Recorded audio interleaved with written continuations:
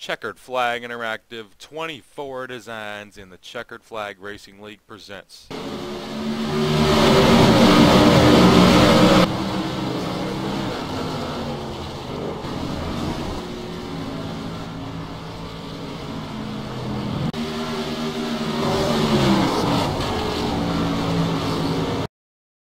The Traumatic Brain Injury Awareness 212 at Talladega Superspeedway, Tuesday, August 11th at 9 p.m. Eastern on CFI.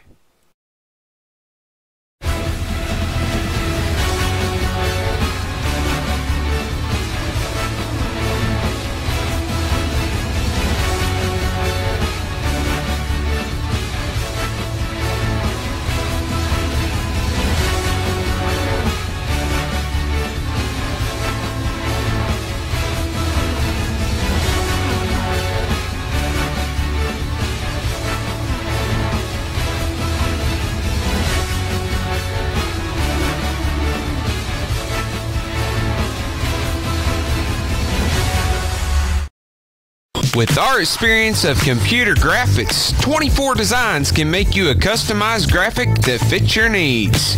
With graphics for a website, we will make you a logo that fits your company at an affordable price. iRacing paint schemes are also our specialty and can be designed however you would like. If you need another type of online graphic, we can take care of those needs as well. Just contact us by going to www.24-designs.com and we will set you up with the best we have to offer. 24 Designs, where we design for you in mind.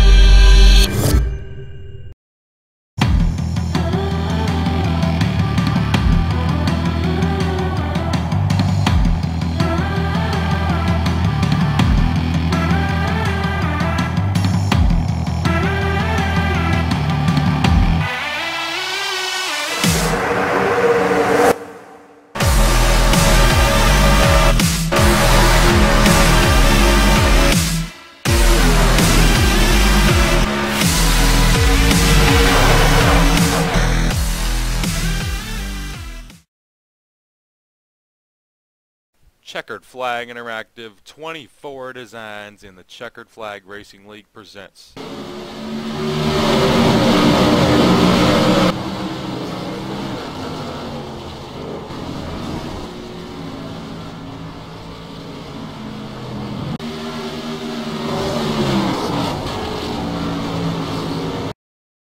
The Traumatic Brain Injury Awareness 212 at Talladega Superspeedway, Tuesday, August 11th at 9 p.m. Eastern on CFI.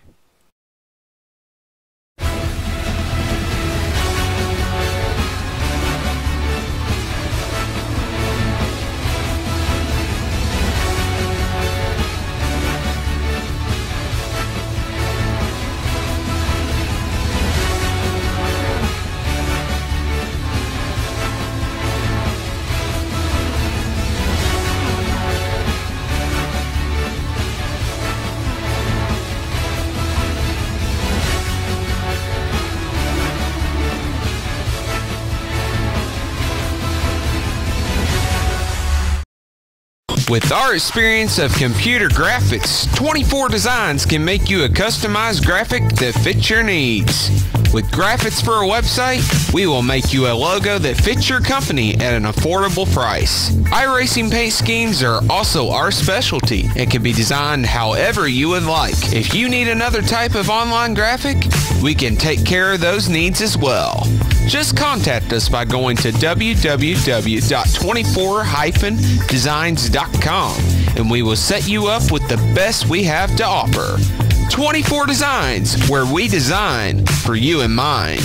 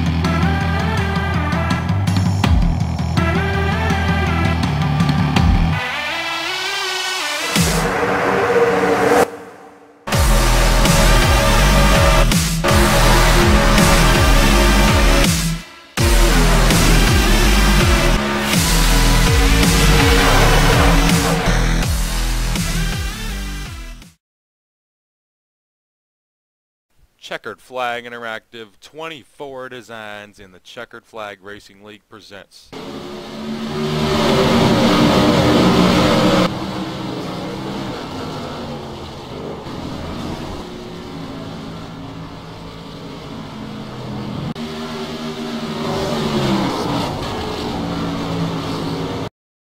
The Traumatic Brain Injury Awareness 212 at Talladega Superspeedway, Tuesday, August 11th at 9 p.m. Eastern on CFI.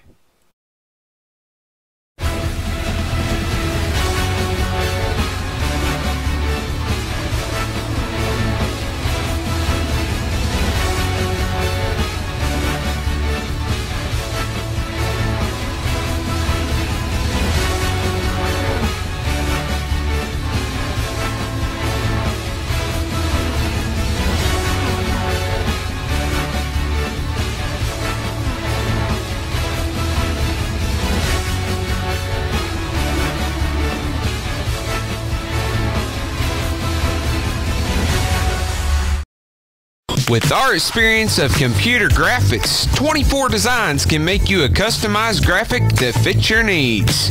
With graphics for a website, we will make you a logo that fits your company at an affordable price. iRacing paint schemes are also our specialty and can be designed however you would like. If you need another type of online graphic, we can take care of those needs as well.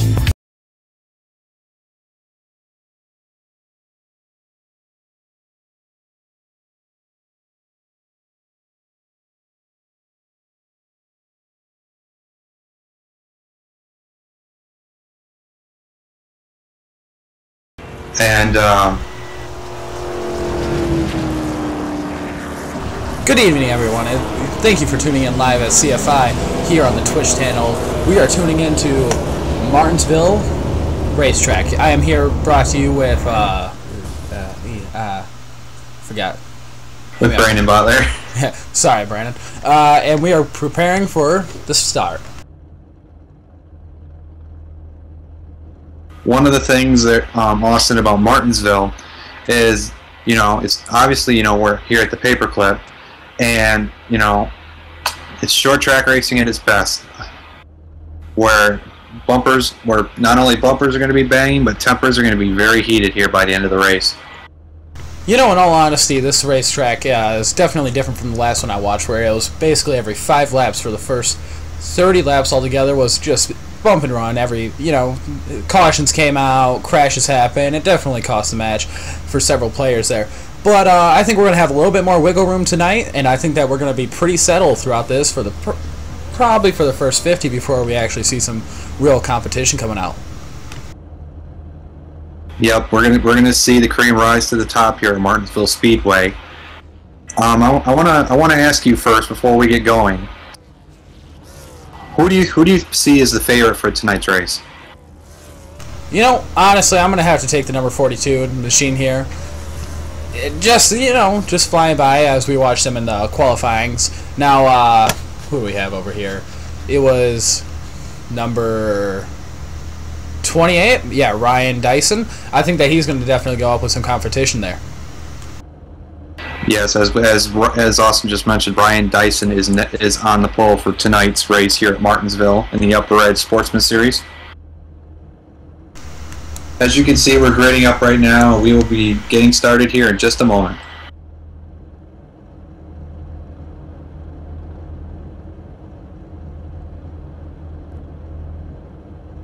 Oh, Ryan get in a better position, please?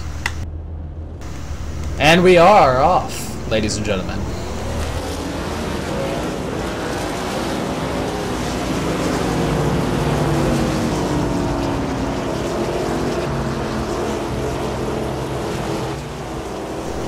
Pace car comes around as 33 and 28, awkwardly making their way around the lap.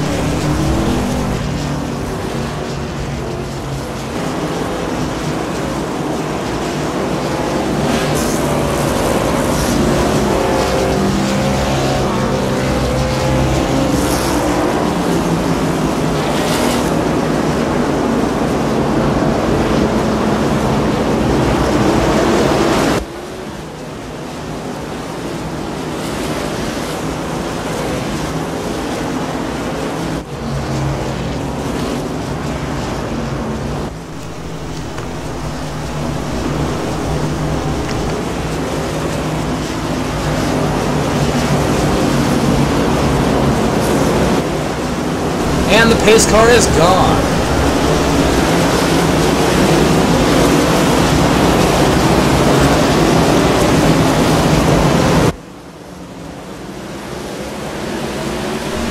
And we are away as Ryan Dyson takes the lead right off the bat.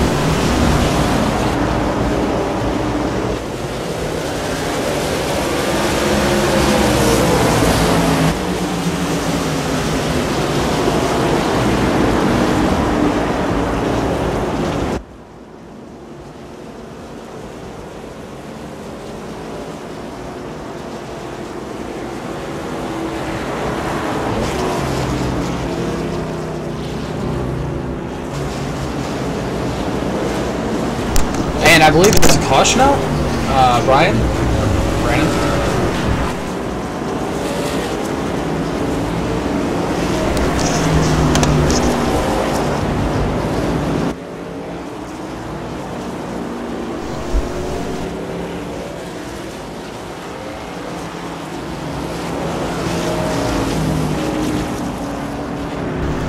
You know, Brian, we're going to have some interesting events happen.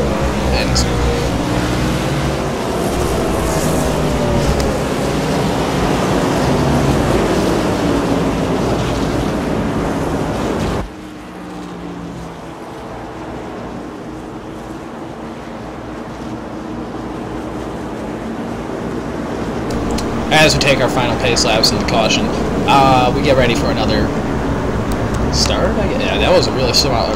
Like, let's just consider lap 5 the start here, to be honest.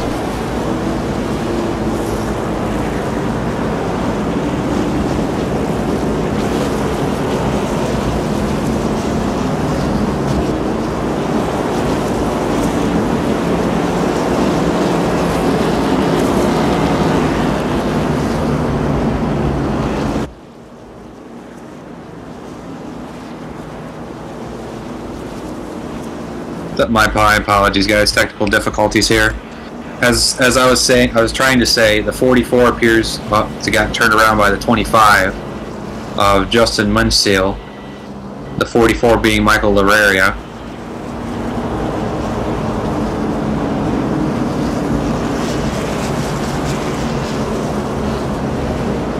But currently, after 5 laps, the leader is Ryan Dyson here. Ladies and gentlemen.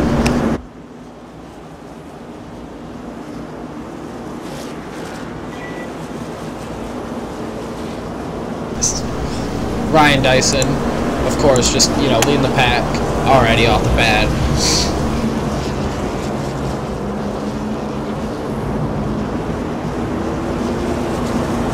I know you said earlier, Austin, that it would probably take 50 laps for, you know, the racing to begin, but already as we see, you know, cautions on the racetrack. You know, in all honesty, that was a really early. I think it was actually a crash. We missed it, unfortunately, but I think that after this, it'll mellow out a little bit, and we'll be able to continue on with racing for another 50, well, 40. Or 44 technically, but then we'll actually see some real competitive racing coming out for the first, even middle selections, as we in the past seen some packs. And it appears like it is the 1 to go mark as the cars are getting double file. You know, this caution has already been, you know, kind of a killer to the start, to be honest, considering the fact that it, well, they're off. Never mind, I can't talk crap anymore. Yep, the pace car is off, and we're about ready to go back under green here at Martinsville Speedway. And here they come, green flag, Ryan Dyson. And Ryan Dyson's off, as Brandon states. You know, honestly, I think he's going to be a front runner throughout this, just because, and of course, like I stated earlier, it was Michael.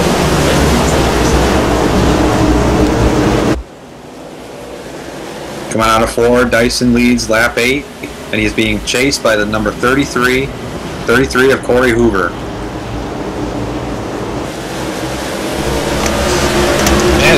See, right off the bat here, it seems as though 1 and 2 right up here, between Corey Hoover and Ryan Dyson. Those are going to be the 2 competitive ones coming up. But it's really the middle pack that'll be the decisive factor right here, as these 2 are off. I think that we'll see the most action throughout the match in between, you know, 3rd and 5th place, to be honest here.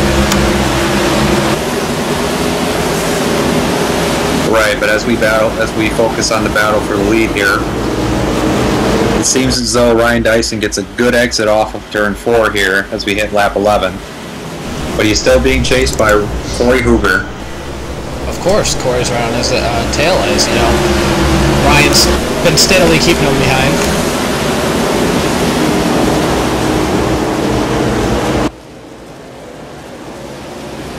Currently, Hoover and Dyson have almost a 2nd lead on 3rd place Shane LaFerrin. My apologies if I messed up the name, but and then he's followed by Joe Lawrence and Chad Coleman for the top 5 here at Martinsville Speedway. And I think number 4 up there, Joe Lawrence. No, never mind. My bad. I thought he was going in. Wait. Yes, number 4, Jason Thomas. He is taking an early pit stop along with 61. All right, understandable.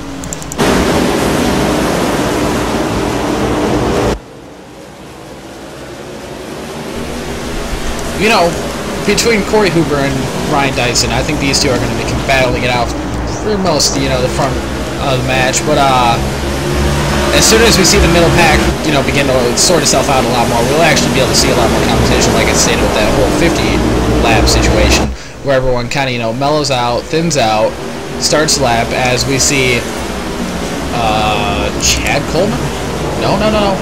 Joe Lawrence. try to take on Shane Theron.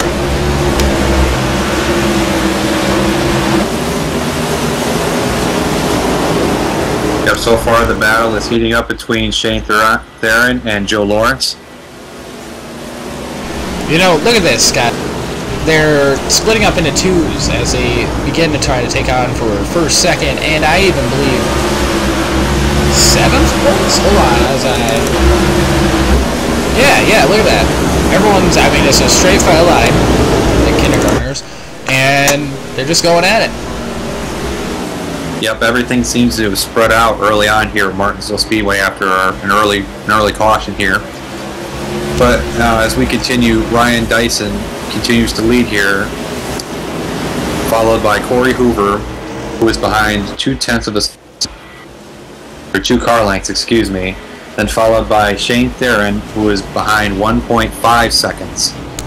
You know, I just noticed that Ryan Dyson is taking those corners a lot quicker than Corey Hoover, who's taking at 95 compared to Ryan Dyson's 97. Those 2 miles per hour mean the world in this racetrack, especially when you're battling it out for first.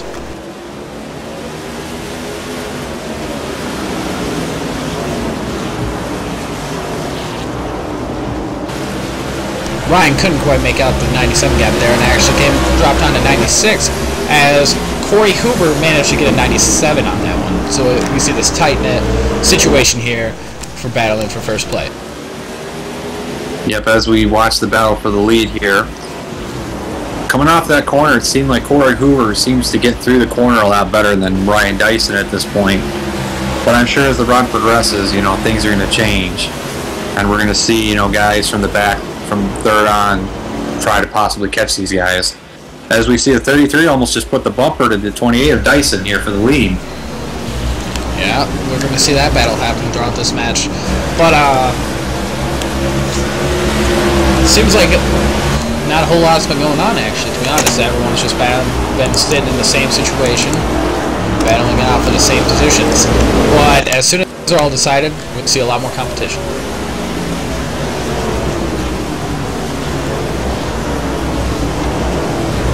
As we continue here, we're continuing to focus on the leader, Ryan Dyson, and the number 33 of Shane Theron. They're continuing to battle it out while third on back is almost 2 seconds behind or more.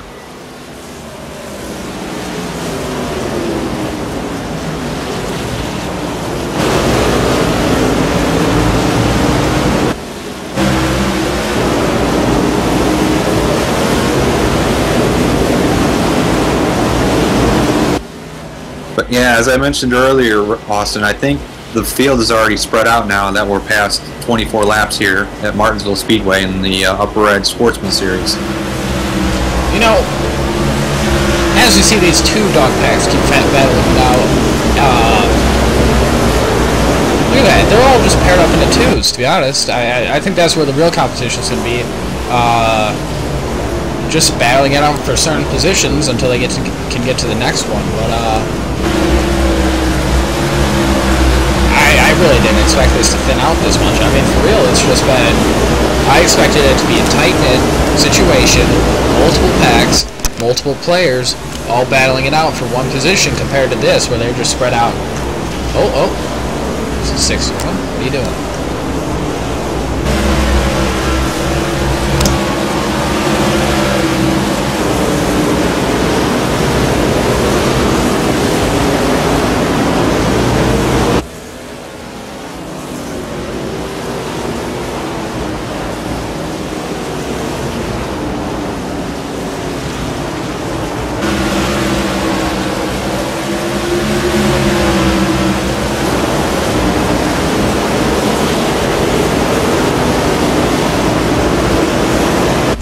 That 0.2, 0.3 gap between Corey Hoover and Ryan Dyson has been consistent for the past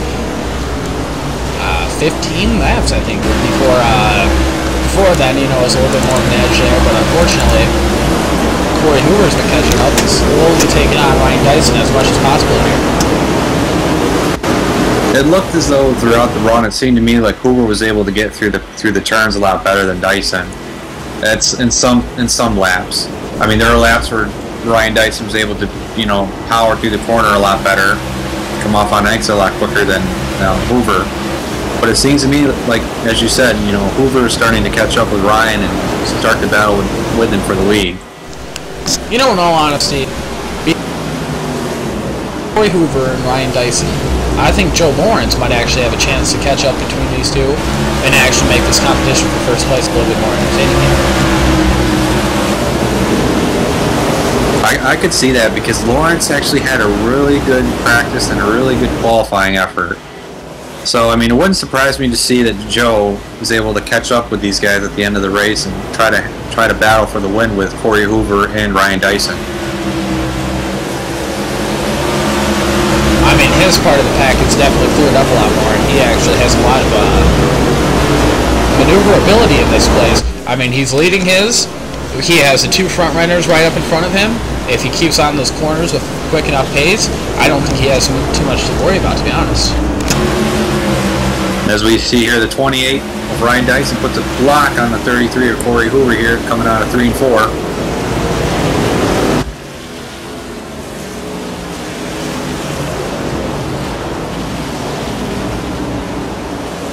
As we now have a caution out on the speedway.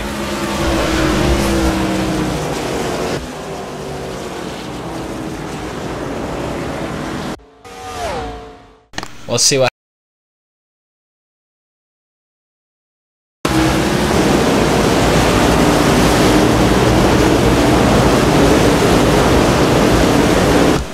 Oh, just fender bender there, eh? Alright.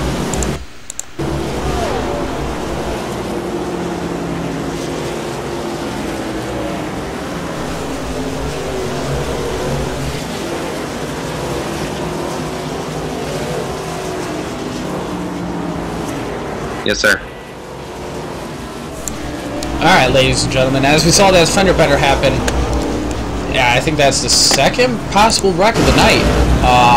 For a definite 34 laps, I mean, they're not doing too bad on wreckage, and later on in the map, that might actually make the competition a little bit harder, definitely, with your cars being in great health, great shape. Your tires and, your gas and all that might be a little bit worn out and used, but other than that, I mean, not a whole lot's going to be stopping them. No, but already we have 2 cautions here at Martinsville Speedway. For a race here at Martinsville Speedway, 2 cautions within 35 laps is actually really good. So these guys right now are putting on a good show, and it's going to be interesting to see, what guys decide in terms of pit strategy. If they're going to take 2 tires, they're going to take 4 tires, they're going to take a splash of fuel. Though since we had probably, it was about a, what was it? About a 20-25 lap run. I would assume they would take 4 tires and a full tank of gas here. Unless you to gamble and maybe get a lap or 2 ahead of everyone and then have them catch up to you, I mean, yeah, without a doubt.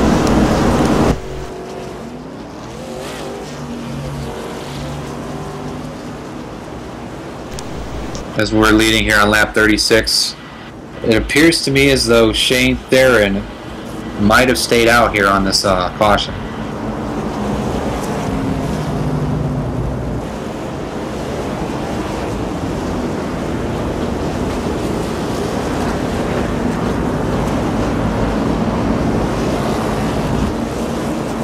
As we're about ready to go back under green here, as the cars are going to be double file.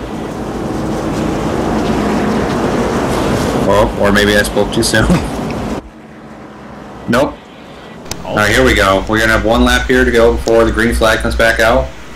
I know I might have spoke a little too soon, but now we're under 1 to go. As the cars are all double file. It's like 39, I think that is, having a little bit of technical difficulties. It appears so, but as far as I can tell, he is back. And there seems to be no issues with him, so.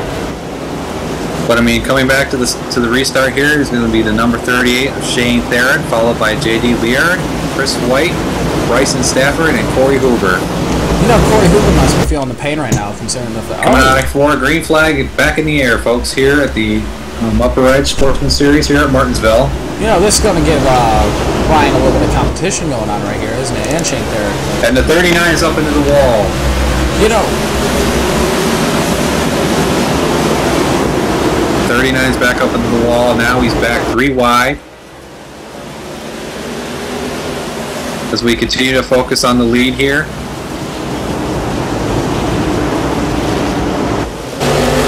It appears that number 23 of J.D. Lear gets by the 38 of Shane Therrod for the lead here.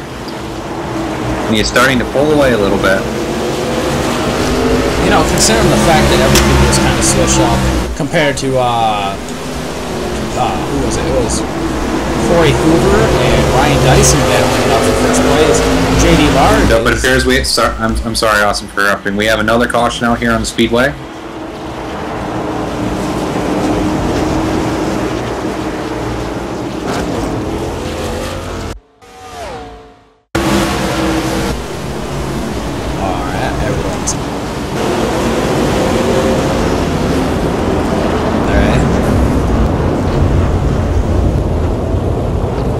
I mean, you know, I'm looking right now to see what the caution was for.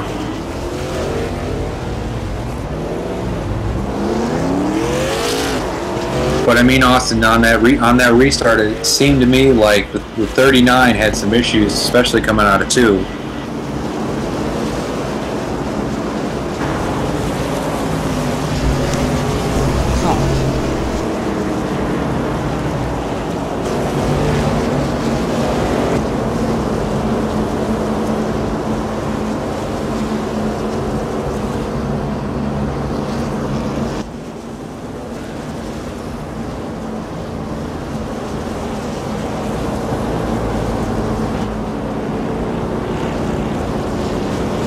And as I'm looking at it now, it was the 9 car of Trevor Roppolo that got into the back of the 91 of,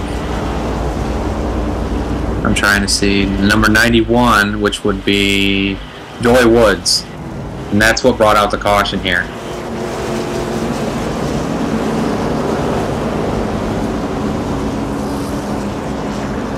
It seemed to me like Austin. It seemed to me like he just got on the brakes and they were way too hot, and he had a bit of wheel hop, and that's how he got into the back of the 91 of Doy Woods.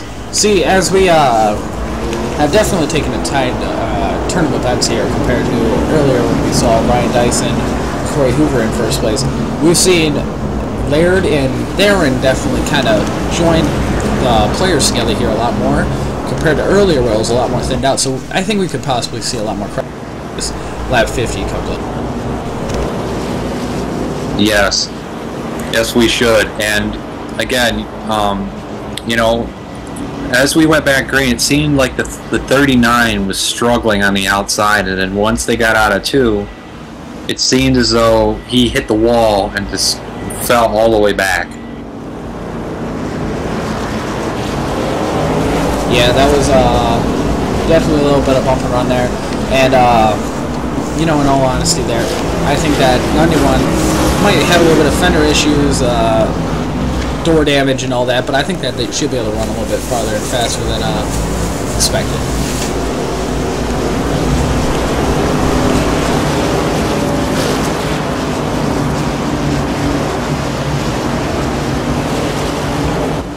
I'm not so sure, because it seemed to me like he might have, like he got hit in the door and then he got hit by several other cars as they were coming to try to get by him, so I'm not so sure. I wouldn't be surprised to see if the toe is the front toe is out on that car.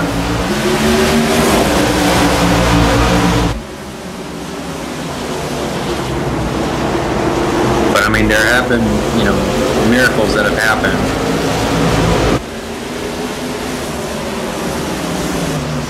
And as I say that, the green is already back out in the air here at Martinsville Speedway.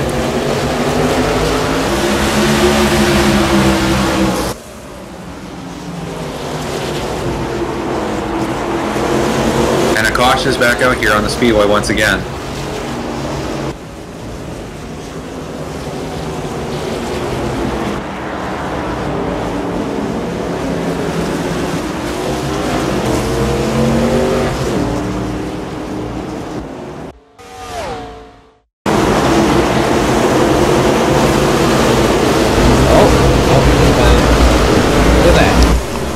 wasn't too bad of a caution.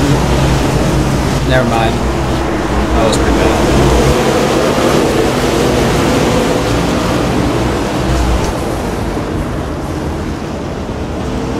It looks like Colin Bowden here happened to get into a little bit of some fender bender action as he slams into a wall. Mistakes like that, crashes like that, can cost the driver the entire match. Yeah, it could cost him the race. It could cost his fellow drivers also a chance to get the victory here at Martinsville Speedway tonight, here in the Upper Red CMC Sportsman Series.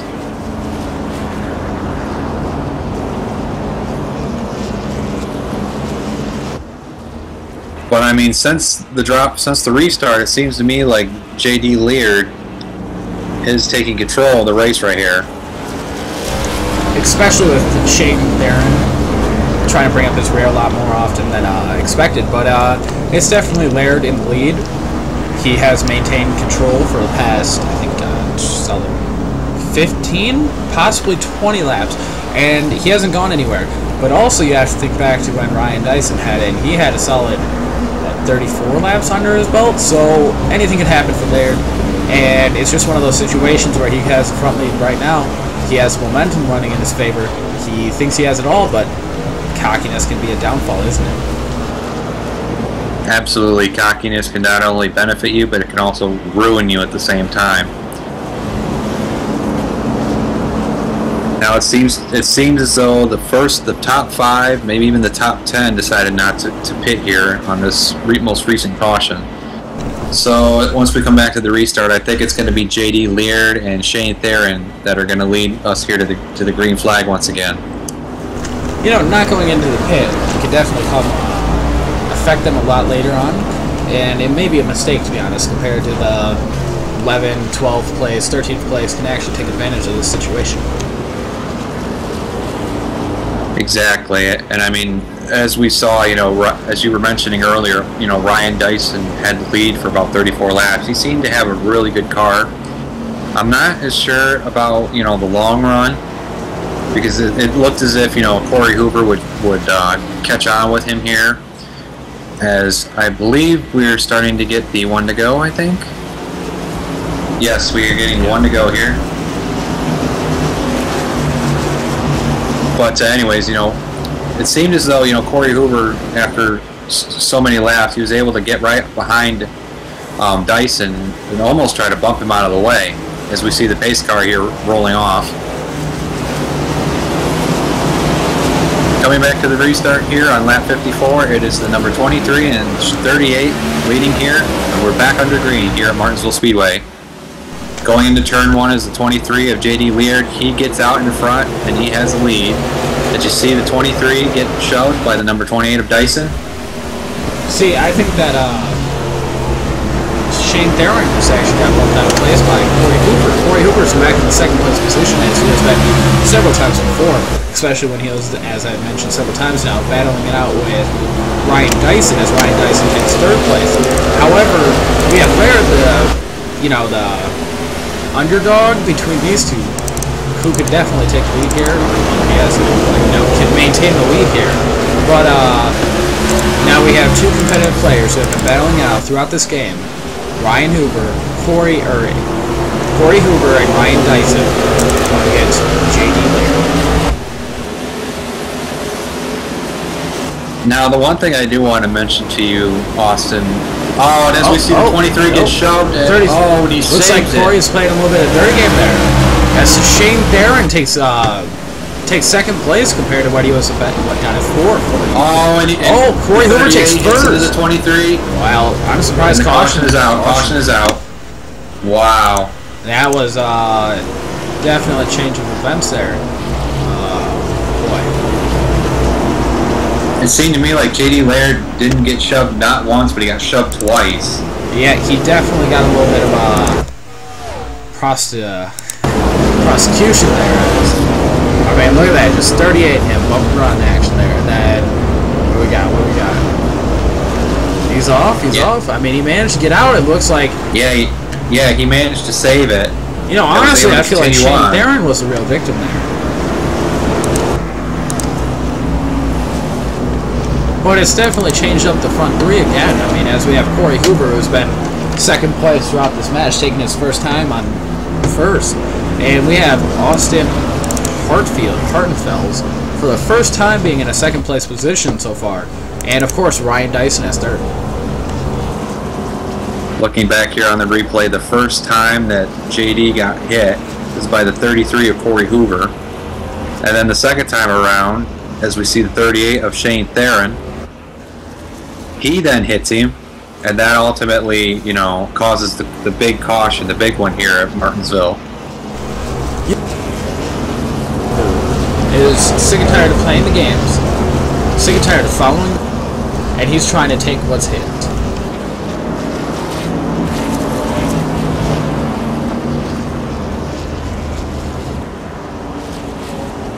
Like I said, after that 50 lap, man, I mean, you got Corey Hoover, who's just decimated. I mean, the two major front runners who for the past 30 laps have been dissing it out over first, second, third, fourth, always above 5, and 2 of them are now knocked out.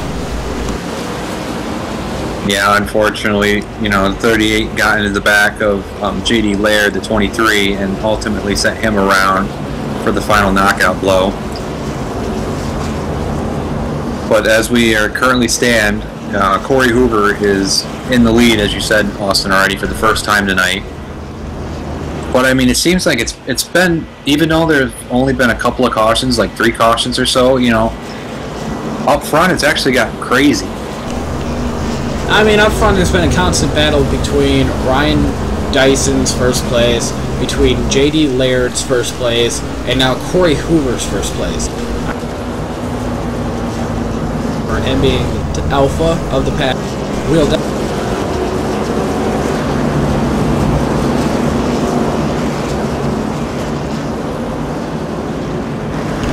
As we continue rolling here under caution, it seems like we are now getting to 1 to go signal here, as the pace car has its lights turned off. When we come back to the restart, Corey Hoover is going to be leading for the first time tonight after that crazy turn of events between Corey Hoover, Shane Theron, and JD Laird.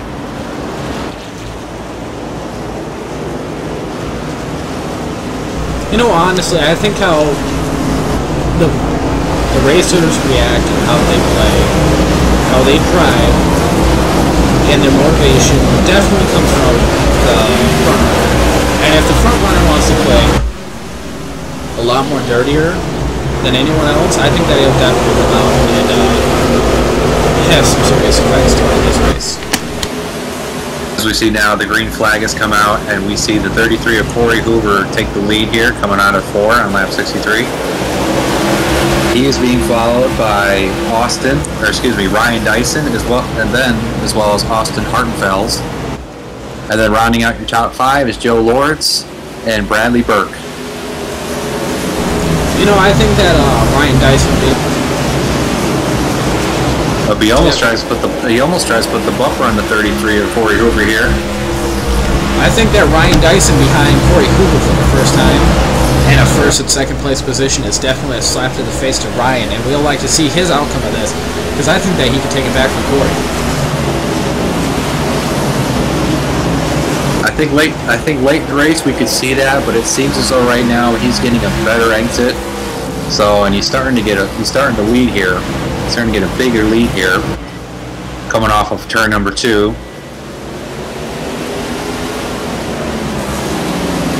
And as you see behind the 33 and the 28, it appears that the 29 is starting to put pressure on Ryan Dyson. Oh, we have Austin Hartenfels, who's definitely not dropping out of the race here at all. But we also have Joe Lawson, who's number 78, who's definitely taking up a forefront. We have these 4 spreading out the rest of the race and competing within themselves, compared to the Bradley Burke, who is a solid 2.3 seconds back. 2.4 seconds back. I mean, that's where it's at right now. It's definitely in the front. Yeah, and you're absolutely right. Right now, it's definitely the front 4 as 5th on back is spread out by 2.3 seconds. And as I just mentioned earlier, Austin, it seems like Corey Hoover's got a commanding lead right now. And it appears as though because he's getting a really good run off the exit, better than Dyson and Hartenfeld's. See, Corey Hoover, in certain how he turns on certain laps, is definitely far more aggressive compared to Ryan Dyson's. But on other laps like that one, he seems to slow down a lot more, and that's when Ryan really takes up behind him. And that's where I think that he'll make his mistake, and Ryan will be able to take the first. Yeah, sometimes here at Martinsville, you got to be aggressive in order to take the win, and sometimes you got to be conservative, and you got to take things one lap at a time. As we see here, Corey Hoover continues to lead over Ryan Dyson. But as we see the first four, kind of, especially when concerned, Joe Lawrence is definitely falling a good 1.7 seconds behind. But we still have the top three right there between Austin Hartenfels, Ryan Dyson, and Corey Hoover. Now rounding out the top 10 is going to be the number 39 of Bryson Stafford, the 6 of Chad Coleman, the 11 of Brendan Madania, the 44 of Michael Lararia, and Trevor Roppolo. And that'll round out your top 10 here, as we're now on lap 73. Let's take a moment to look back at the 5th and 10th position.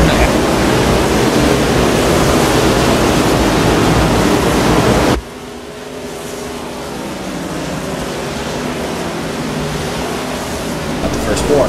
But with these 5, I think that, especially with number 2 taking the front, that we're seeing a lot more competition between Brandon Bronson Stafford and Chad Coleman, and even a little bit of a Brendan Madania. Yeah, Madania. Apologies on the mix-up here, but yeah, right now it seems as though it's probably the tightest battle here on the racetrack. Without a doubt in my mind, I think that's where it's at right now. I mean, if we want to drop back another 4 cars to Trevor Raphael and Chris Wright and even Michael Laria, that's another tight-knit situation, another close battle. But definitely the first 6 to 8 right now. That's where it's at right now. It's definitely pretty mid.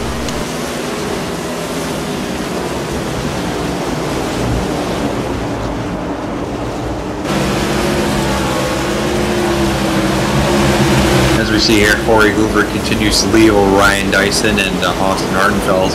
It seems like Hartenfels is starting to fall off here, as he is now behind the 33 and the 28 by over a second now.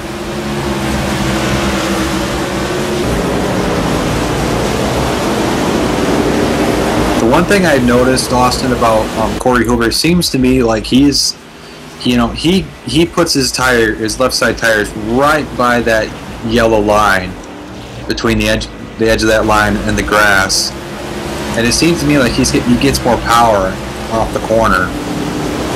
But at the same time, it's starting to seem as though Ryan Dyson is starting to, aggressively arc it into the corner more.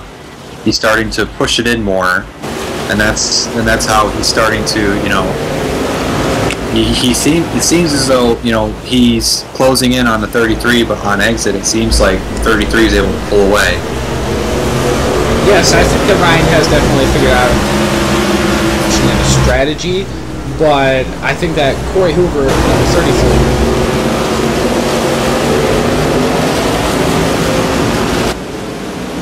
The only thing that I gotta say with what Ryan's doing is he's able to close in. He's gonna wear his tires out a lot more, trying to be that aggressive, getting into the corner.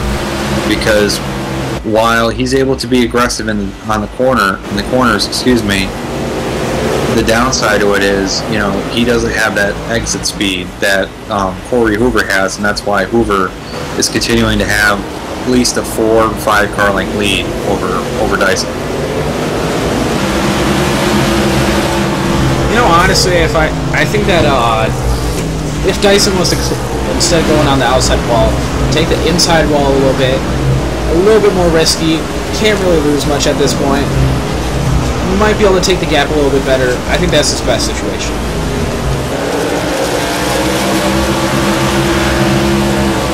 As we're now here on lap 84, again, continuing to lead is Corey Hoover, followed by Ryan Dyson and Austin Hartenfeld. As right now, we now have a caution out on the speedway.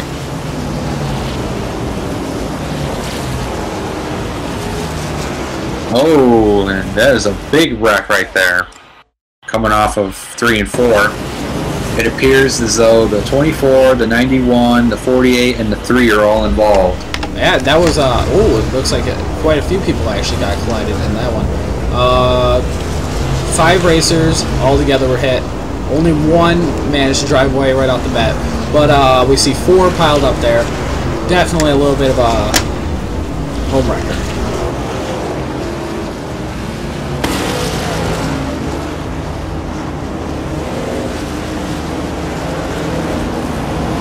It appears as though from the replay, the 9 car got into the 11, and that caused a chain reaction, which included the 24. And as I'm speaking, the 9 of Trevor Roppolo gets into the back, or gets into the side of the 11. Excuse me, the 11 of Brendan Madonia. And that just sets off a big chain reaction that, again, involves the 24, the 91, and the 48. As well as, you could say, the 3 and the 14, but the 14's able to, you know, come away from the wreck without gaining too much contact. And I think that we're about to take a commercial break here. We'll be back in a few.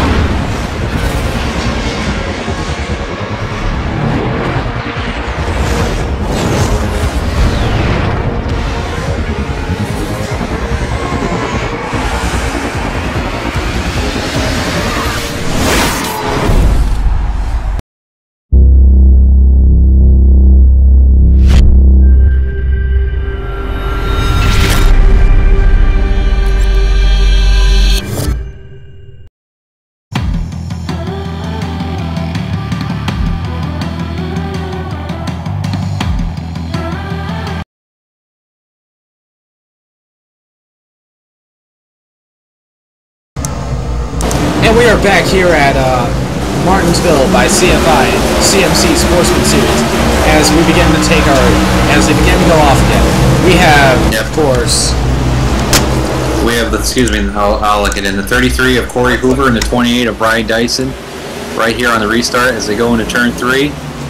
Corey Hoover is leading while Ryan Dyson tries to put the bumper onto the 33. Ryan Dyson versus Corey Hoover again, as always. These two have been competing since the early part of the race. It's been back and forth, however, considering the fact that Ryan Dyson in the beginning was number 1, Corey Hoover was number 2.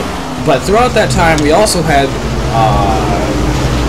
J.D. Laird, who took first place, held that for a solid 19 laps, and then for solid 20 laps. Yeah, and then Corey Hoover managed to take it back by crashing into him.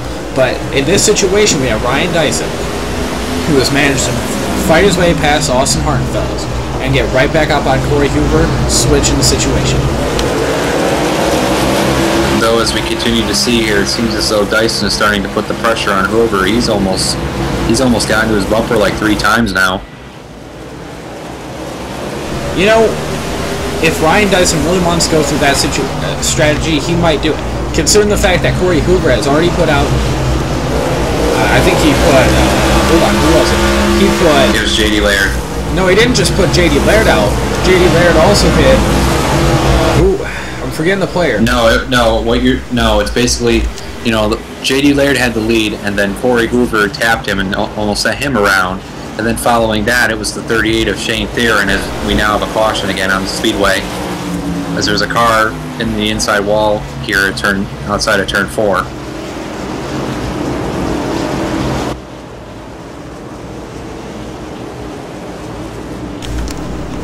All right, it appears. Yep, another caution on the speedway. It appears it is the 80. Excuse me, it is the 89 of Colin Bowden, who hit the inside wall coming off of 4, as we're again under caution here on lap 95.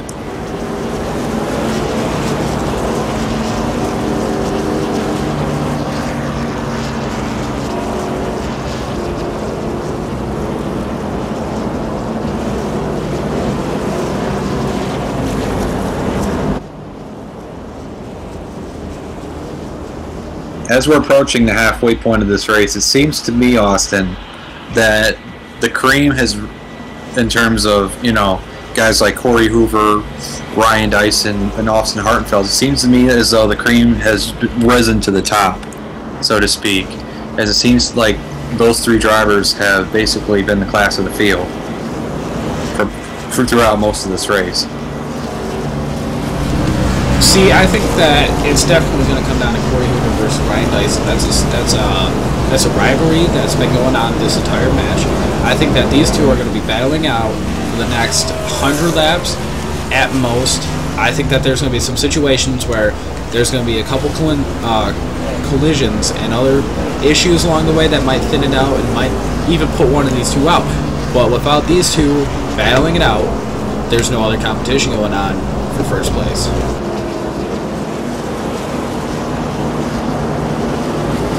You know, I could see that, but I could also see, you know, Ryan Dyson being patient here.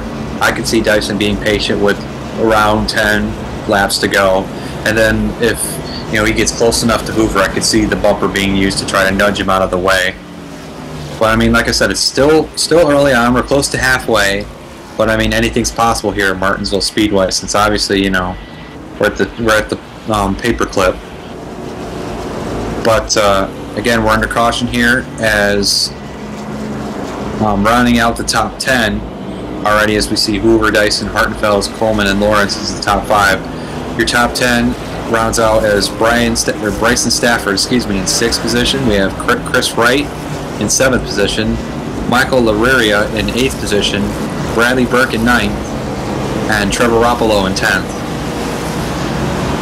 And you know, don't look now, but it seems as though after that early incident with the 38 of Shane Theron, it seems as though J.D. Laird is making his way back up towards the front, as he is currently in 11th, as we now have the one to go here before we go back under green. And it seems as though the next lap will be the halfway point in this race. Ryan Dyson taking first. Oh, here we go. Oh, Corey Hoover taking it back. This might be what Ryan has been waiting for here. Between having a little bit more push and shove between most of the players and having as that the green flag comes out here. I apologize, Austin. Green flag is out here. As going into turns 1 and 2, it appears as though Corey Hoover is going to get the edge over Ryan Dyson, and Austin Hartenfeld is looking for that second spot. But the 28 of Dyson closes the door. Heading into 3 and 4, the 33 of Corey Hoover leads out of turn 4. We are past halfway here in the Upper Edge CMC Sportsman Series here at Martinsville.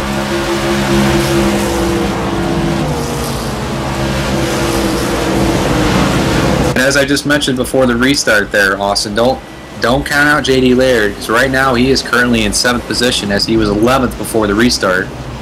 So it seems to me like he's on a mission to get back up to the front. Which I don't blame him for. He has the heart of a champion back there. See, he was unfairly stripped of his title at first. Yeah, he was. yes, this is why it's Martinsville and it's short track racing. Anything can happen. But as I mentioned, JD, he is currently 7th, and he is, like I said, he's on a mission. But as we continue to watch the race for the lead here, Corey Hoover continues to lead Ryan Dyson and Austin Hartenfeld, with 4th and 5th place Joe Lawrence and Chris Wright back over a second now.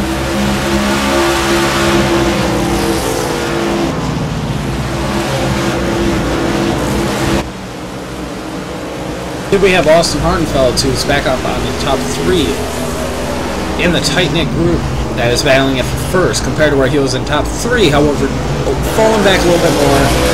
But now he's in the competition again, and he's on their tail, ready to take it up.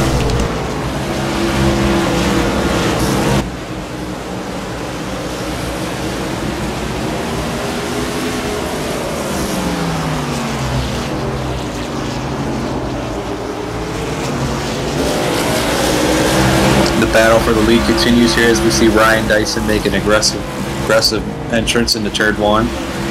Coming out of turn 2 down the backstretch, continuing to be Corey Hoover as Ryan Dyson continues to put pressure.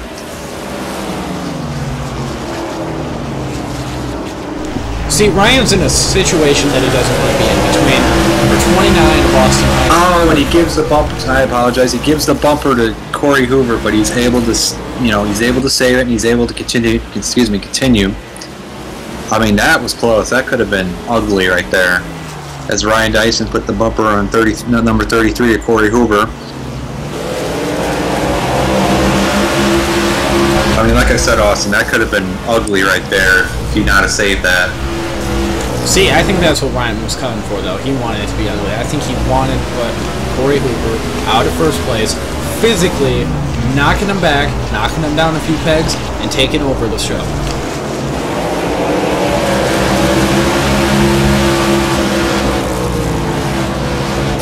And Austin Hartenfeld is still, continuing to, follow behind these two guys here, Hoover and Dyson. So, I mean, if something were to happen, I mean, Austin Hartenfeld could be the guy that comes out as the winner here.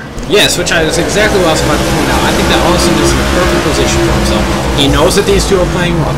He knows that these two could blow each other out, and he knows that he can take the front runner. I think that he knows that if he sits in this exact same position, not advancing, he might be able to take it. He might not be able to, in which case he could be a little bit more physical. He's in a perfect position here.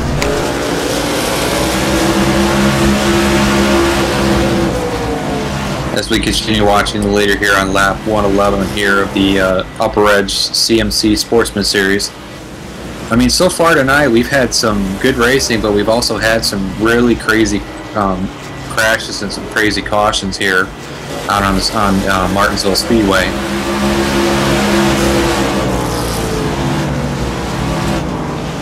Without a doubt, of course, I think that even with this only being lap 113, it's definitely been a crazy turn of events throughout this match. We've seen first place flip about 3 times into the same hands of the same competitors, however, twice, and then one time JD Lard being knocked out completely.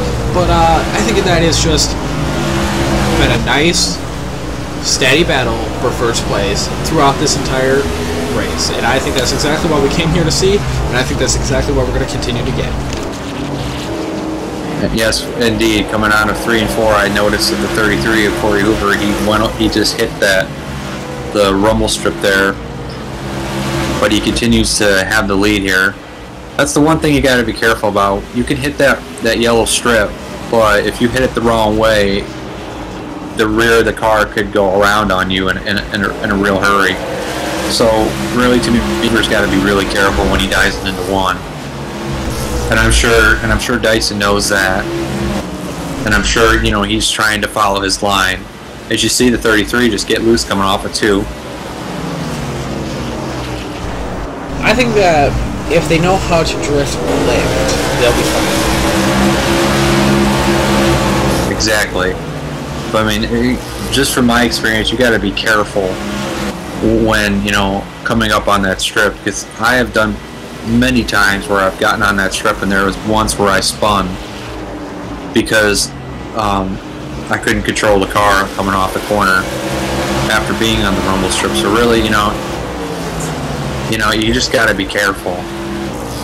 So, but it seems as though Hoover is doing a good job of not losing the car, which is good. But as we continue to watch here on lap 118, coming on to 119, again, the cream has risen to the top, meaning, the 3 drivers, it seems like, are going to be the ones that, will be there at the end of this thing to take the checkered flag. I gotta take a moment to look back at Joe Lawrence. We've met a couple times now. I think he's also not having too much competition going on for his place. I think that many of the drivers, especially in the top 10, realize what's going on in the top 3. I think that he's sitting pretty, like I just stated. I think that he knows exactly what can happen and how he can take advantage and how he might only have to end up fighting Austin Hartenfels. Exactly, but I mean, if we continue to have a long green flag run here, if we get a late race caution, I think that's about the only chance that he's going to have, Joe Lawrence will, in order to try to win this race, because right now it seems as though, he's falling off as we now have a caution on the speedway. But just to finish up my point, I just think that, if we continue to have these long green flag runs, which obviously right now, is not the case, even on the short run, I don't think that Lawrence is going to have a chance unless we get a restart that is the craziest restart that we've seen here tonight, here at the Upper Edge CMC Sportsman Series, in order for him really to, have a chance to win. As now we see the 33 of Corey Hoover in the leader's dish, coming down pit road here.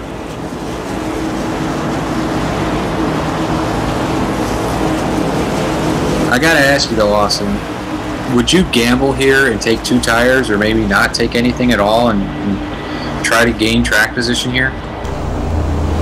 Honestly, I'd take the tires, especially if I was, and I know this is risky, if I was in the top 3, top 5 even, I would take the tires. I would say that, it's on the last 70 laps, last 80 laps, my tires are getting a little bit worn. I just gotta do it. I mean, they needed a pit stop anyways. Hopefully they could just get out quick enough to where it's still the competition going on between the top 3, top 5, top 10. In the battle off of pit road, Corey Hoover is able to beat the 28 of Ryan Dyson now. We'll just have to see if there was anybody that stayed out here. It looks as though maybe the 97, perhaps, is going to stay out here. I'm not sure as though why, unless he could be a lap down. I think he's definitely a lap down.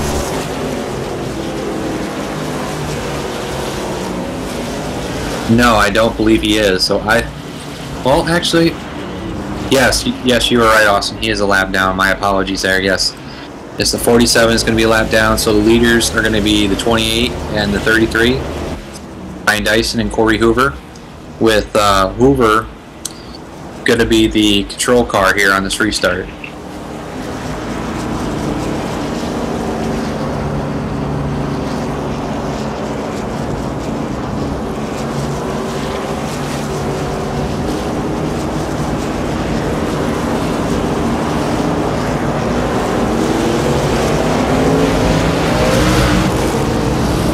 With that being said, we now have 1 lap to go before we get the green flag here again.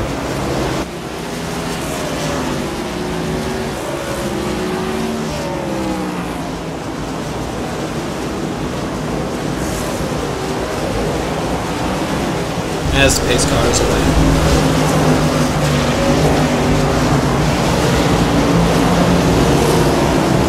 As we go coming out of turn 4 here, the green flag is coming out, and the 33, the 28 are battling down here to turn 1. Honestly, this might be what Joe Lawrence was hoping for here. With Austin Hartenfeld, those 4 can be. They're continuing to be side by side going into turns 3 and 4. It appears as though Corey Hoover is going to get the entry out of 4, and as we now have another caution out on the racetrack.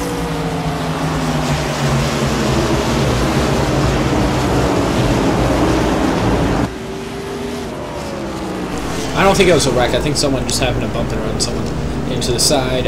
Definitely didn't decrease the speed too much. So, unfortunately, we didn't catch that.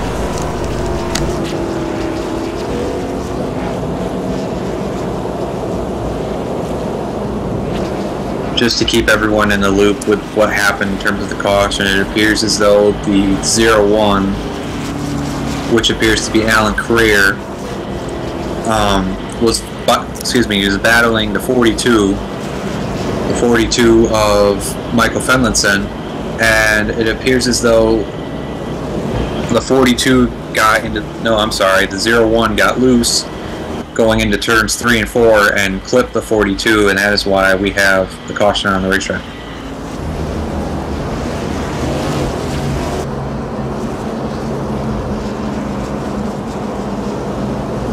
So we didn't really get going before we had another caution here at Martinsville Speedway. But as usual, you know, the top 3 continue to be, you know, out front with Corey Hoover leading, followed by Ryan Dyson and the 29 of Austin Martinfelds.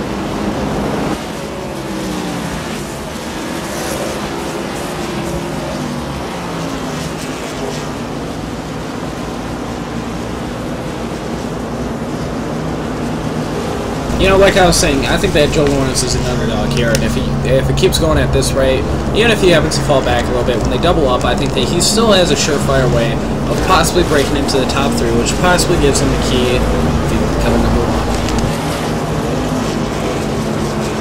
1. I mean, unless we get a long green flag run, I'm not so sure about that. I mean, yeah, if the top 3, you know, start, you know, beating and banging on each other and then they wreck, I could see him possibly getting, having a shot at winning the race. But, you know, we'll just have to wait and see. I mean, it ain't over until the fat lady sings, as they say. So, but I am the fat lady, and I am singing. All right, but as we see here, they're starting to go double files. We have 1 lap to go before we restart here. But I mean, getting back to what you were saying, I think if he's going to have any chance, 2 things have to happen. Number 1, you know, the leaders are going to have to wreck. They're going to have to wreck each other.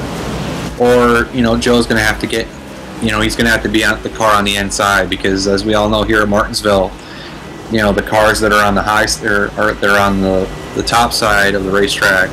Usually they don't get a good jump. They're going to be left out to dry here. So coming off of turn 4 here on lap 133, the green flag is back out. Side by side going to turn 1, Corey Hoover and Ryan Dyson.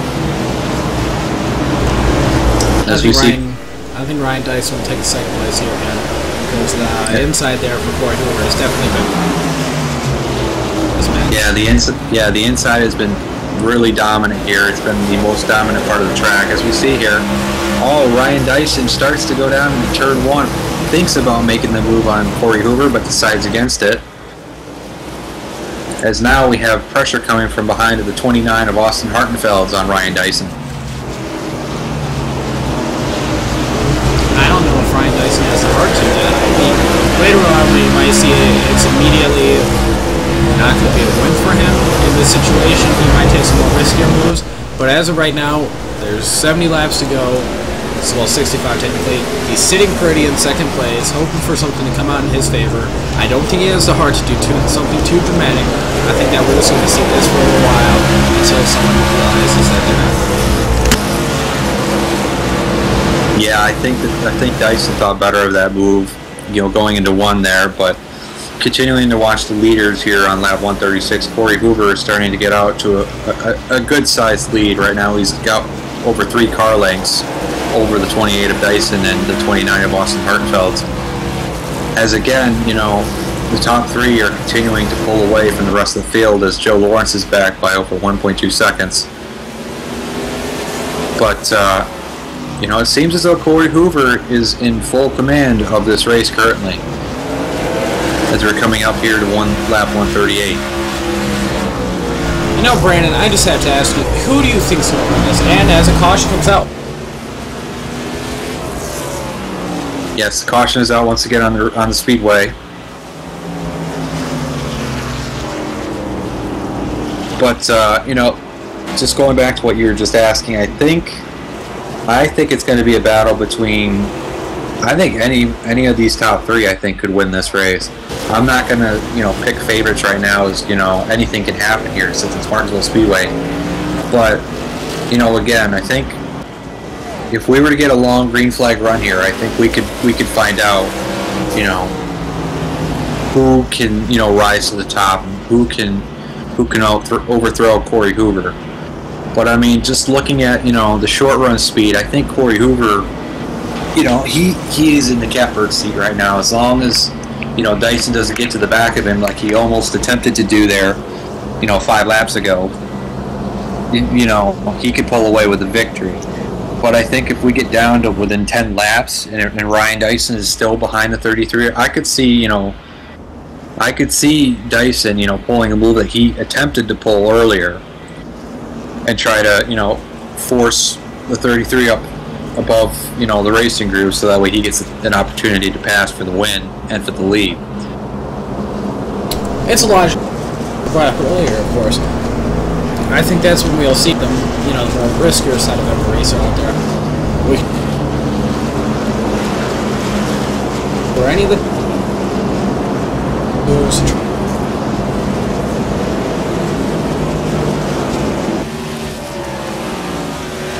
that's when we're going to see the real craziness. I'm looking at the replay here, and it appears as though the 39 car gets into the 23. The 39, excuse me, being Bryson Stafford getting into the 23 of J.D. Laird, which is unfortunate because Laird was having a good run throughout the entire race, and now it seems as though, you know, his night's going to be over. He could have had it all, but unfortunately, Corey Hoover knocked him out.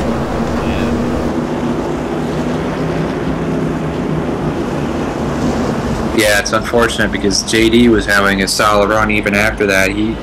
After that incident, he was in the 11th position and made his way up to 7th. And then all of a sudden, with all these recent cautions, now he was mirrored towards the back, and unfortunately, he got caught up in an incident with again the 39 of Bryson Stafford. You know, it's unfortunate, but you know, that's just a product of short track racing. You know, you're beating and banging, and then all of a sudden, bam, that's it, it's over. So one car will get loose, or you know, you'll rub on one another and take the air off the spoiler, and that's it. But as we see here, the cars are double file once again for the restart here on lap 143. Ryan Dyson might be able to see that position. Might be able to successfully take it this time. Coming off before the pace car is off, we are back here under green here at Martinsville Speedway. Corey Hoover and Ryan Dyson lead the field down into turn 1. And as we see here, the 29 gives a shot to Corey Hoover, and there's a battle for second between Dyson and Hartenfeld. It appears as though Austin Hartenfeld is going to get under the 28 of Dyson, and he's going to take second away from Ryan Dyson, as he does. This is a change of events, and I don't know if Austin wants to be in this situation at all. And to be honest, like we spoke of earlier, I think that his best.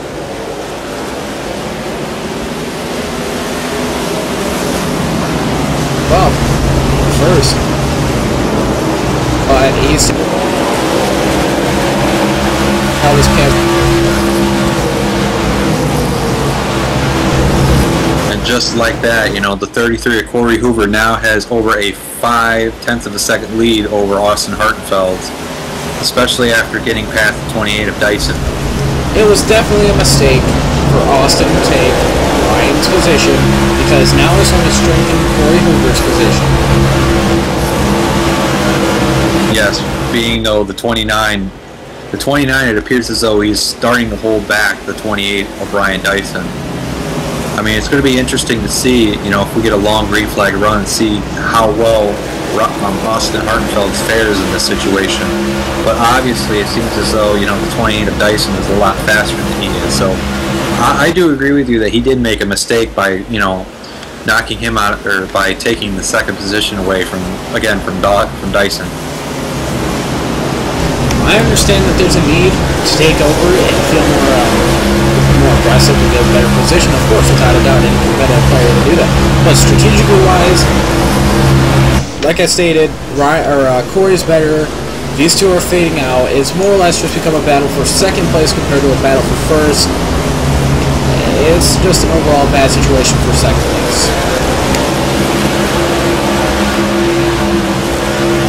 Because we now have 50 laps to go here. Again, Corey Hoover continues to lead over Austin Hartenfeld by over almost 0.6 of a second here.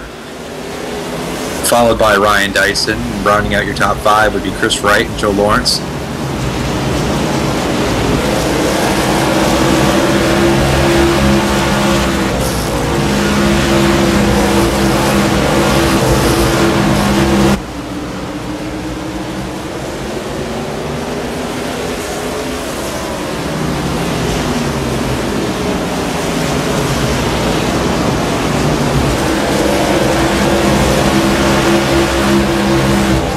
But with that being said, now Corey Hoover, as we now have a battle for second place, as Ryan Dyson is trying to take the spot back here. Look at that, another second place battle.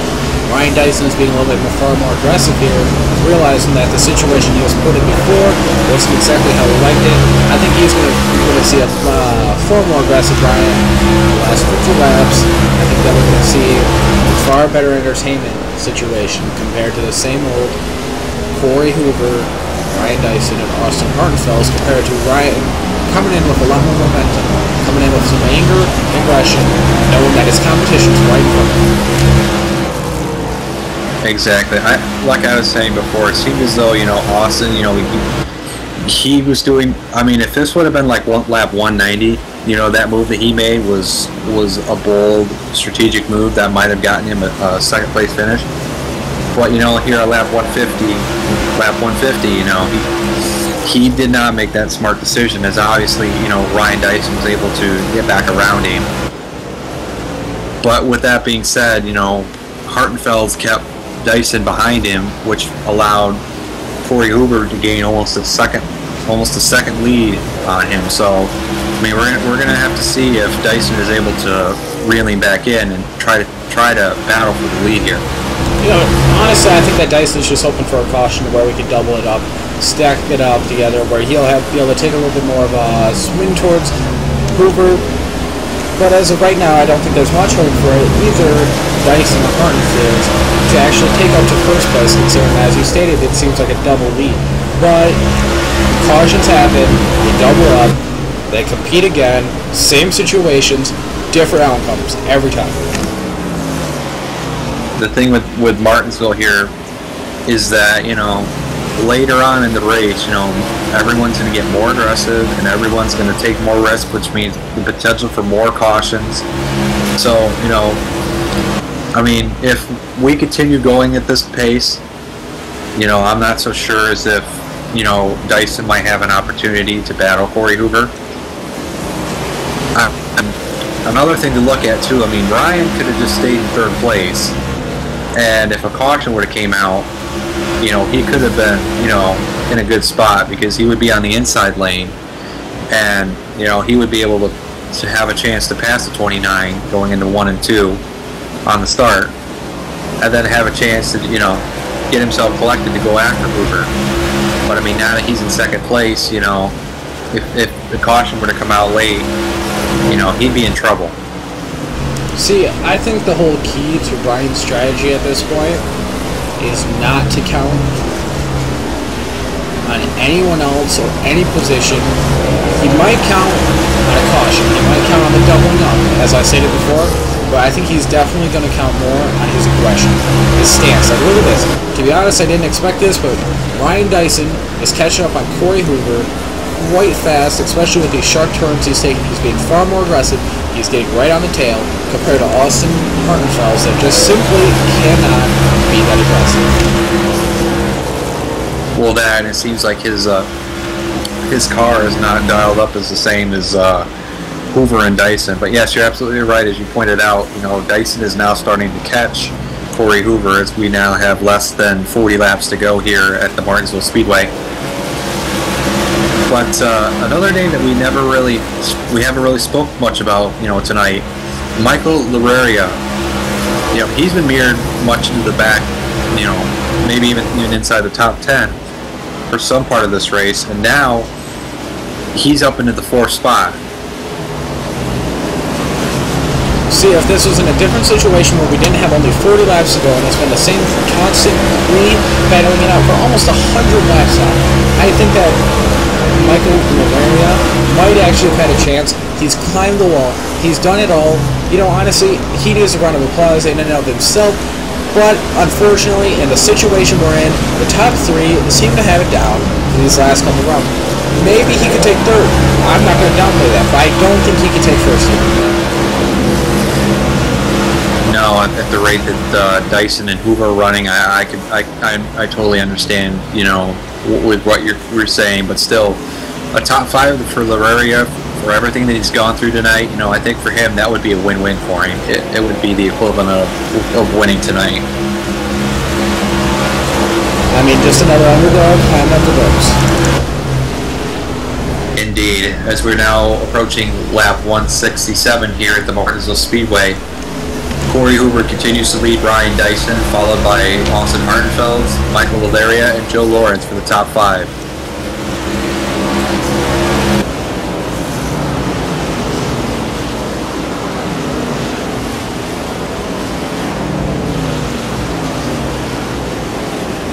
I mean, let's take a look back at some of our other racers here, especially at the 5 through 10 selection that is actually still in a major competing selection right here.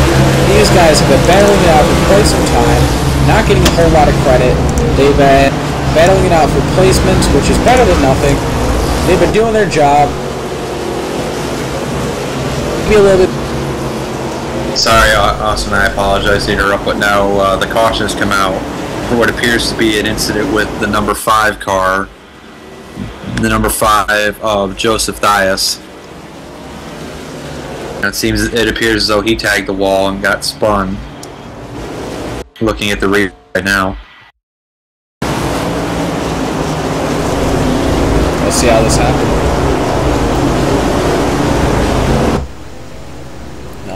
Let's see.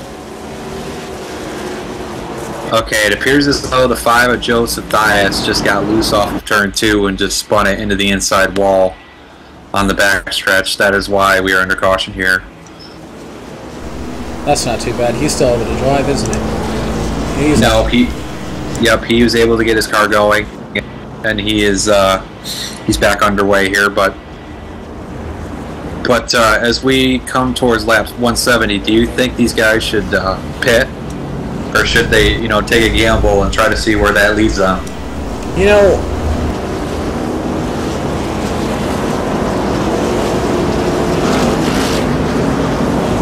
Just as I say that, the 33, the 28, and the 29 all stay out on the racetrack as we see the 5 come to the attention of his pit crew with the damage that he received after that spin. Now, do you remember the movie Cars by any chance? Yes. I think that they're going for that situation where they're just going to gamble it all out. They're going to take it all out. They're going to deal with the tires, they're going to deal with the gas until lap, and they're going to do whatever they need to do just to get to the last lap, just to get to the finish line. I think they all have realized that there is a sense of competition between the top 3 to the top 4, or 4 through 6, and even after that, 6 through 10 are competing. I think that these players, these racers, these competitors all realize that it's all or nothing here. It's money, no money, win or lose.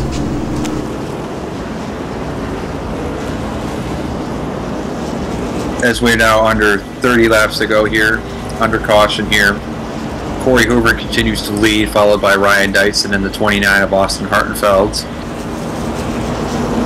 We're getting down to the wire here.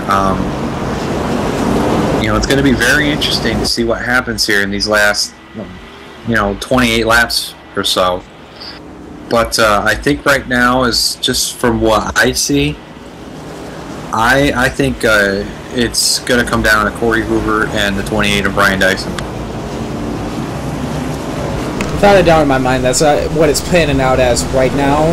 Now, of course, there's always different occasions, different emergencies, different events that can conspire. But as of right now, we have these two battling it out, as we've seen for the past 100 laps. And of course, we have third and fourth places coming right behind the tails. But I think that these two are going to be the main competitors here. As we come down here, the green flag is out. The 28 gets a good jump into turn 1, but coming off of turn 1 and 2, it appears as though Hoover is able to get a good exit speed off of the corner, and he's able to take the lead back, heading into 3 and 4. As we see here, the 81 of Paul Nicholas Cooper, where did he come from? As we now see the caution come out again.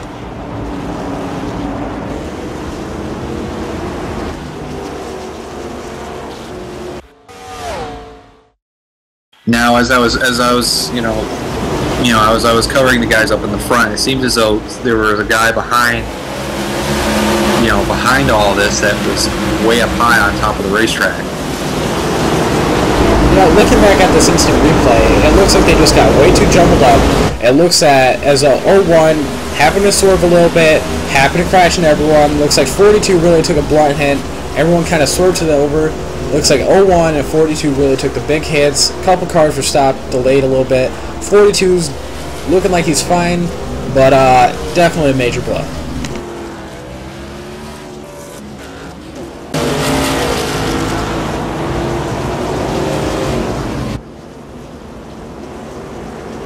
This Paul Nicholas Cooper guy that we haven't really talked about yet.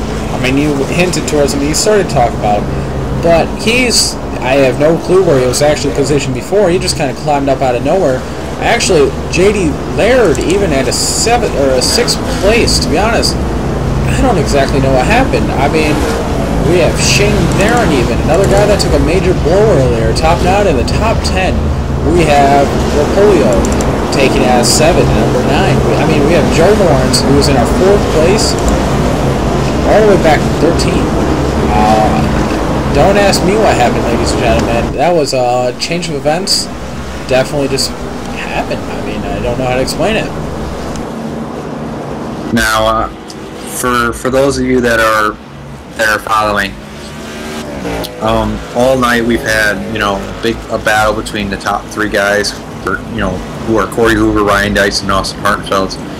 Unfortunately for Austin Hartenfeld, it appears as though his night is officially over, as technical difficulty has caused Hartenfeld to be outside of the server. So unfortunately for him, he's not going to be able to get a top 3 finish tonight like he hoped he would get, which is really unfortunate for him.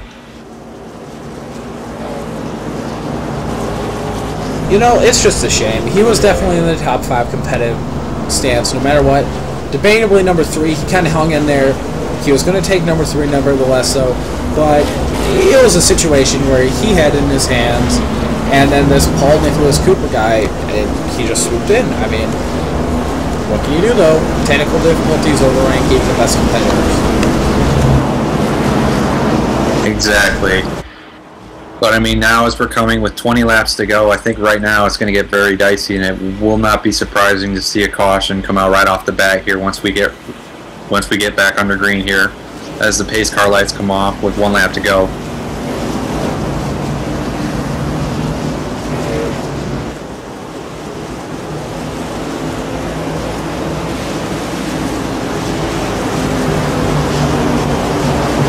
Now, just to point out your top 5s, Corey Hoover, Ryan Dyson, Paul Nicholas Cooper, Justin Menciel, and Corey Coleman, again, are your top 5. Coming out of turn 4 here, we are back under green here at Martinsville Speedway. And the guys behind the top 2 are bunching up, but they get things settled. Going into 1, the Corey Hoover continues to lead while bumping and banging goes on behind him between the 81 of Nicholas Cooper and Ryan Dyson. But things are starting to spread out between the top 2. as Corey Hoover continues to lead coming out of turns 3 and 4. You know, here's my concerns. In all honesty, we've dealt with the same top 5 people for, almost 100 laps, as I've stated, or over 100 laps, actually, multiple times now. The only thing is, with some new blood up in the top 5, this could be a completely different outcome. I mean, they have a little bit of wiggle room here. There's 19 laps to go. Coming up on 18. They have a little bit of space. They don't exactly know what's been happening between the two top competitors right now, but they do know that they're open to fun. It happened to be that chances let it happen where they're there. They know that they want some blood. They have the position to take it, and they may actually be able to do a little bit of damage here. They may actually be able to take second or first. Now, I don't know if that's exactly going to happen, but it's definitely a possibility in my mind. It seems as though, it's going to come down to the 33 and the 28 of Ryan Dyson. Corey Hoover and Ryan Dyson. Though it seems as though, Hoover has the better car. I think he's not being as aggressive as Ryan Dyson is, on entry. But I mean, on exit, obviously, you got to give it to the 33 of Hoover, as he continues to lead over Ryan Dyson. Now has over a 0.5 of a second lead.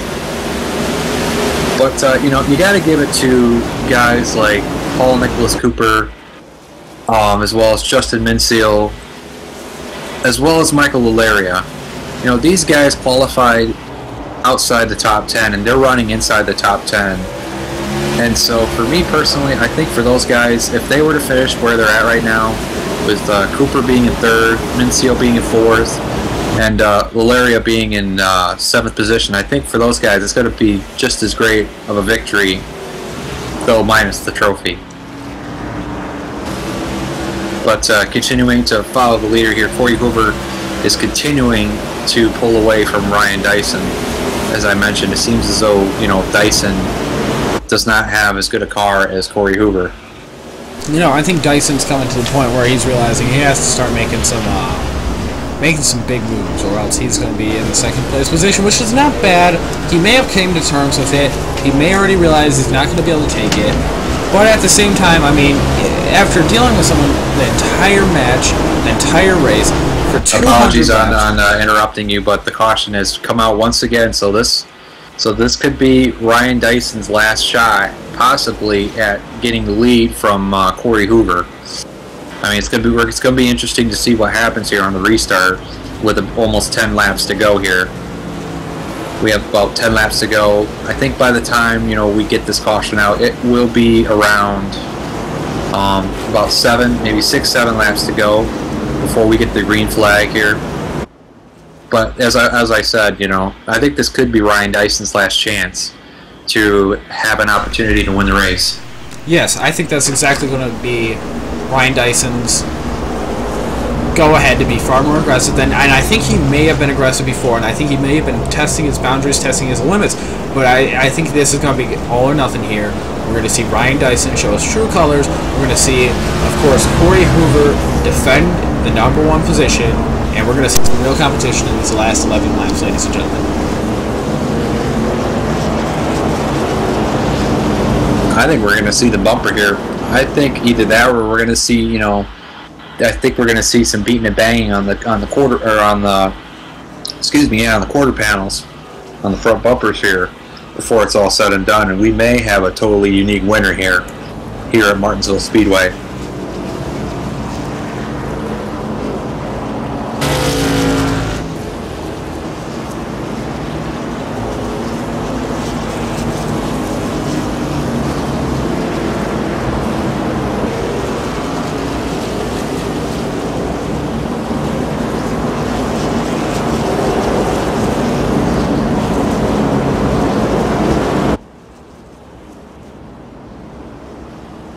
As we continue to race under caution, the top 5 here continues to be Corey Hoover, Ryan Dyson, Paul Nicholas Cooper, Justin Minseal, and Corey Coleman. But also rounding out your top 10 are Michael Lalaria, Chris Wright, Shane Theron, Joe Lawrence, and JD Laird, who rounds out your top 10. which, as I spoke of before, was a completely different lineup compared to what we thought. Half these guys have been completely smashed on several occasions, like J.D. Laird, who had first place, one of the only 3 people that actually had first place throughout this match, or race, my bad, who happened to be in a wreck due to the current first place holder, Corey Hoover. He's back in the top 10. Also, Shane Theron, who had a little bit of damage coming out of that wreck, is in the top 10 at number 8. So I think this is a completely different change-up of ties in the top 10 positions as what was expected in the previous 50 laps. But after one person have technical difficulties and lagging out, the whole roster has been changed. As we see here, the pace car comes off. Heads for pit row. We are here. We are ready for the final 7 laps of this race. Green flag back in the air. As we see side by side going into 1, the 33 and the 28. As we see here, oh, there's a wreck behind him. The 6 gets turned, and the caution is out once again.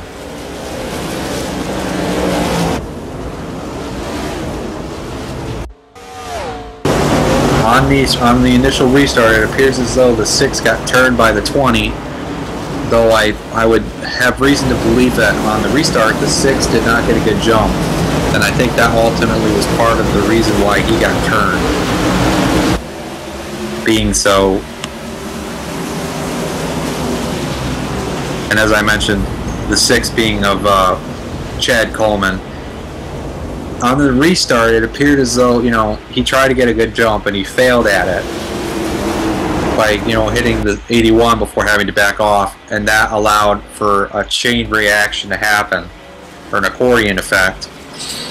And the 20 car,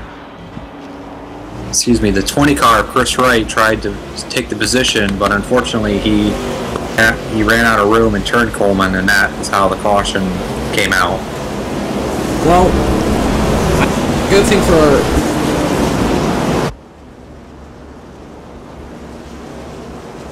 the liftoff he needed off that late start there, or doubling up situation there, but he gets another chance to go ahead and for first place against Corey Hoover. Maybe this time's the charm. I don't exactly know how many it's been now, but go. Caution's out. Pace car's not quite out yet. Wait, there it is. Never mind. I mean, I'm not sure as if I think this might be the race right here. I think Corey Hoover might have won this race.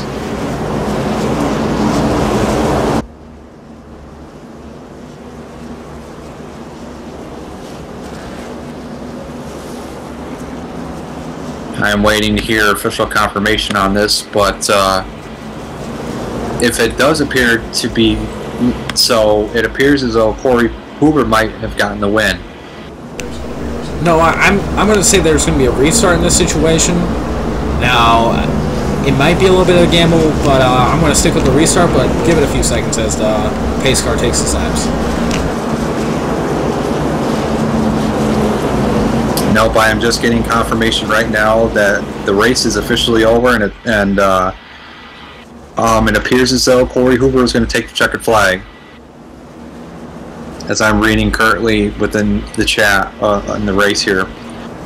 It is official. Corey Hoover is going to be your winner here tonight here at Martinsville Speedway in the Upper Edge CMC Sportsman Series. Rounding out your top 5 is going to be Ryan Dyson.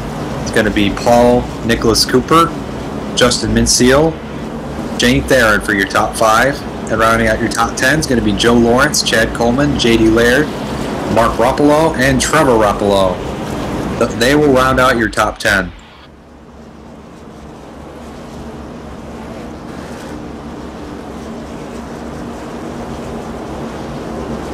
Unfortunately, Austin, Ryan did not get a chance to try to, have a battle with Corey Hoover. But I mean, if you really think about it, I think in the short run and everything that we've seen, I'm not so sure as if Corey or Ryan would have had a chance to overtake Corey Hoover here. We've been talking about it the entire race. I thought that it was going to be the last 10 laps that was going to be the most crucial throughout this race. But unfortunately, just 2 cautions end up costing Ryan everything that he could have had in this situation. Now, he comes out with second. He deserves it. Definitely Hard-felt, hard-fought for. Just kind of heartbreaking, to be honest. But Corey Hoover takes the lead, takes the win. He fought for that just as much as Ryan Dyson fought for number 1. Definitely both two competitors coming at it, but good competition between these two.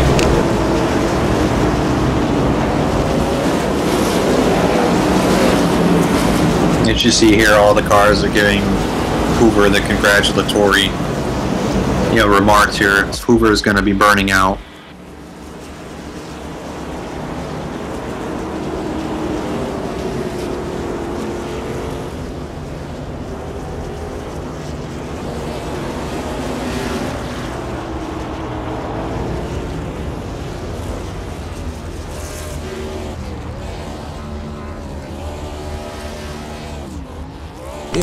Honestly, Brandon, it was definitely a good race. I mean, there was times where the cautions got a little bit of a headache, but other than that, I mean, there was good competition. We saw only 3 times that the first place was taken over. Corey Hoover being the third, of course, and overall it was just good morals, good competition. These two definitely between, as I've spoken of many times now, Ryan and Corey battling it out. A lot of heartfelt upsets, but just overall great race.